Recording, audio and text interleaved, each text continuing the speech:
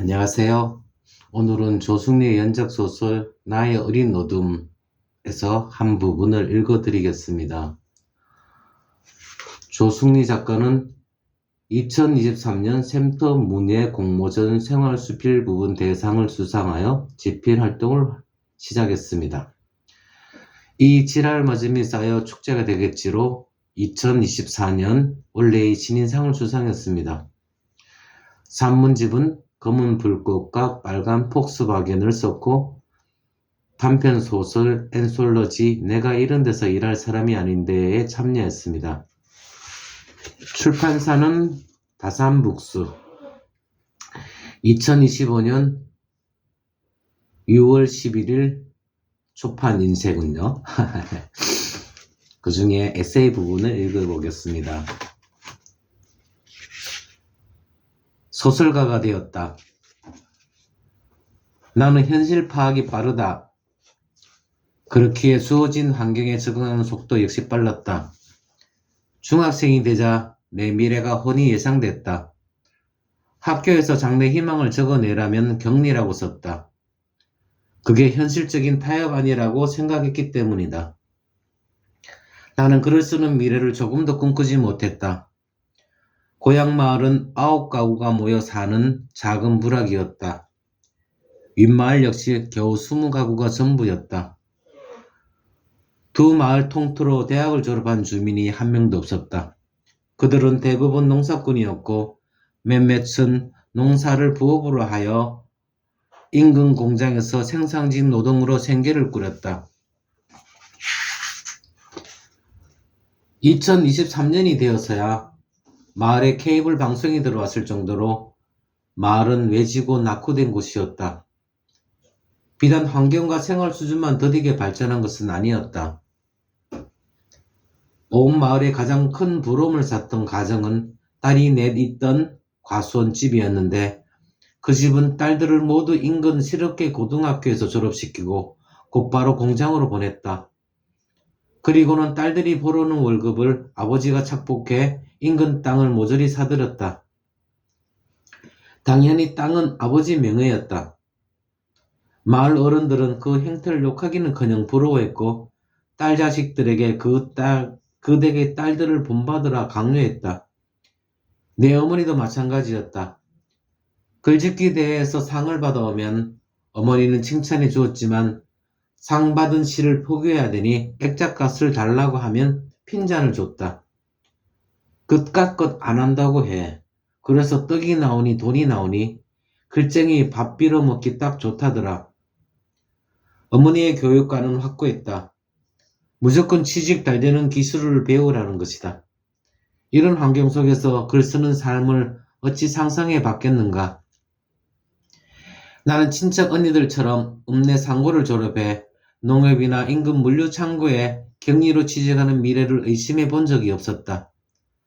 그런 내게 시각장애 선고는 확고했던 운명이 몽땅 어그러지는 변수였다.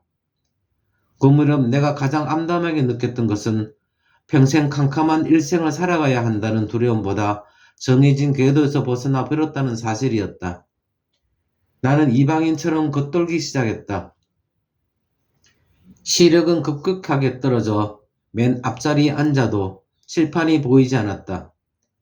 그러니 학업에 대한 열정도 시들해졌다.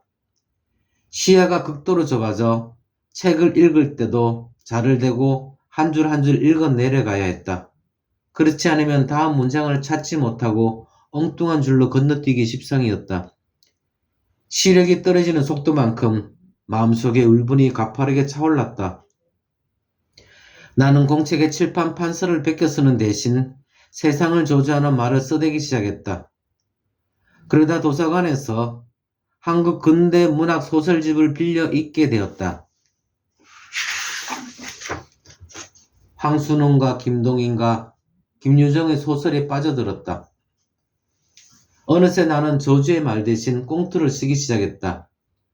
내가 처음 쓴 이야기는 나를 양육해준 외조모에 관한 이야기였다. 나는 6살 때까지 외조모가 엄마인 줄 알고 컸다. 그녀는 내가 6살 때 위암으로 사망했다. 외조모의 간병은 내 어머니가 도맡았는데 그때부터 나는 어머니와 살기 시작했다. 외조모에 대한 기억은 간간히 남아있다. 난 외조모의 죽음과 한 달간 서울 사는 이모에게 맡겨져야 했던 사연을 썼다. 그 무렵 나는 매일 바지에 오줌을 쌌다. 외조모가 없는 외조모 집에서 어머니와 살게 된 지 얼마 되지 않았을 때였다. 아침이면 어머니의 메타작과 자지러지는 내 울음소리로 고요했던 동네가 항상 요란히 깨어났다. 긴 하루 동안 나는 흙바닥만 보이면 작은 둔덕을 수도 없이 만들었다. 어른들은 뚜꺼비를 지으며 흙장난을 한다 생각했지만 사실 그건 뚜꺼비집이 아니었다. 나를 외조모 집에서 멀리 떨어뜨려 놓으라 조언한 이는 한마리에 사는 외당숙이었다. 그는 내가 흙장난하는 것을 한참 살펴보다 깜짝 놀랐다고 했다. 어린애가 날이 묻은 호미로 땅을 파더니 그 안에 나무 토막을 넣고 곡을 하더란다. 그 기록은 구덩이를 메우며 혼잣말로 중얼거리는데 초상을 치르며 동네 사람들이 수군대는 얘기를 녹음기 틀어놓은 듯 떠들어대는 것이었다. 그제야 어린 조카가 만들어 놓은 수많은 무덤들이 그의 눈에 들어왔다.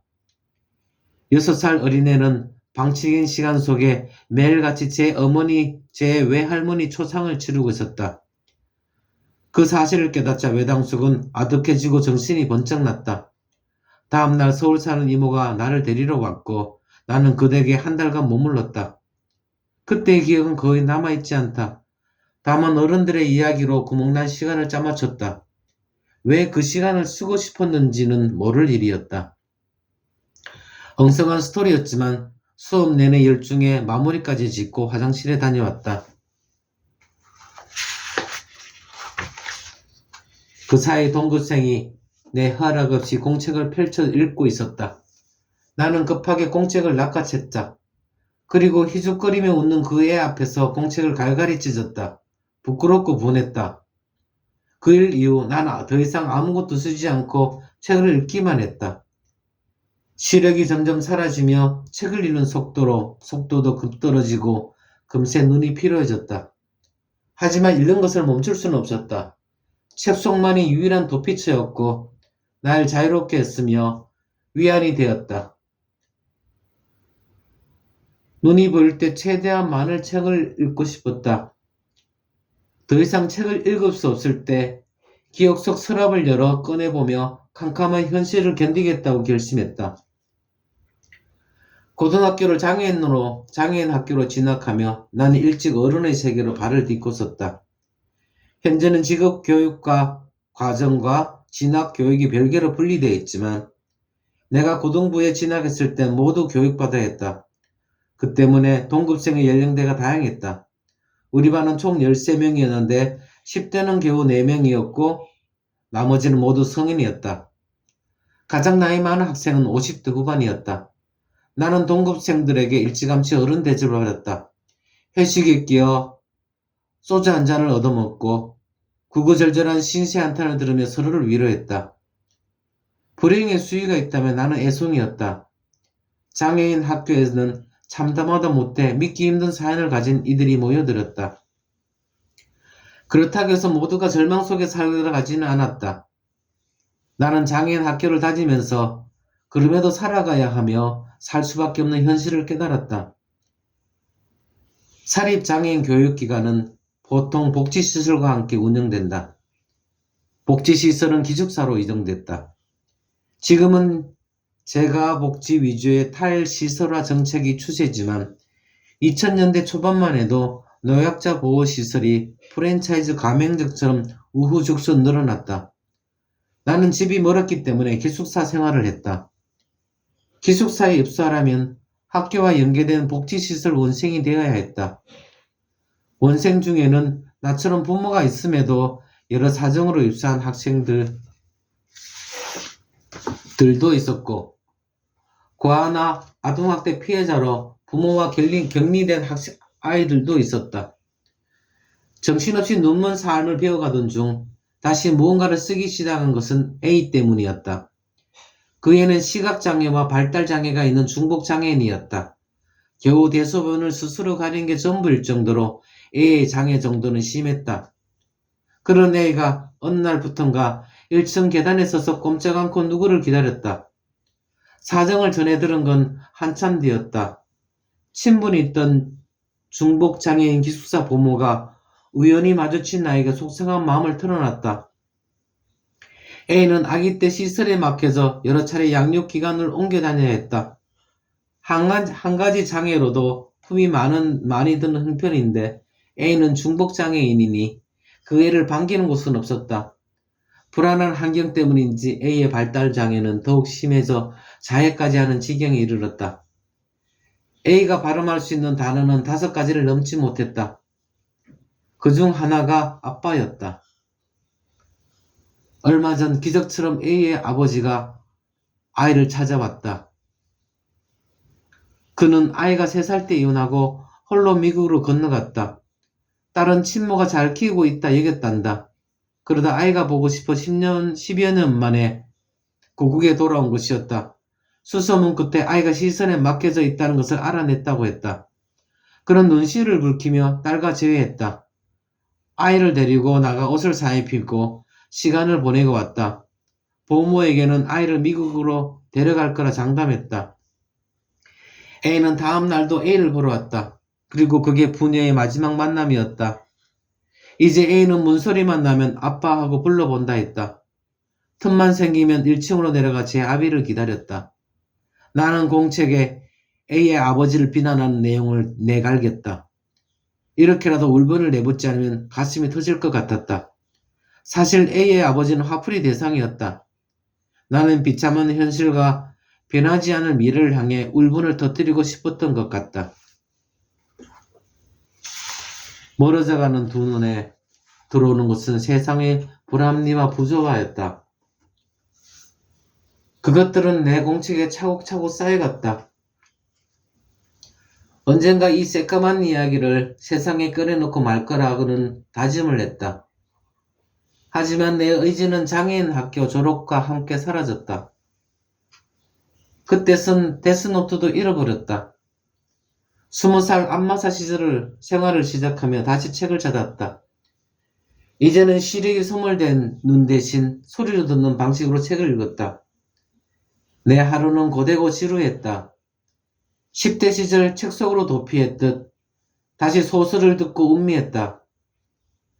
독서는 자유롭지 못한 나를 아주 먼 곳까지 데려다 주었다. 본능처럼 무언가를 쓰고 싶어졌다.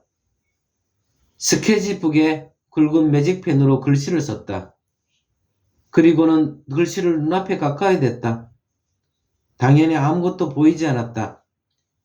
장애인 학교를 다닐 때 점자 교육과 보이스웨어를 이용하는 컴퓨터 수업을 제대로 받지 않은 것이 후회스러웠다.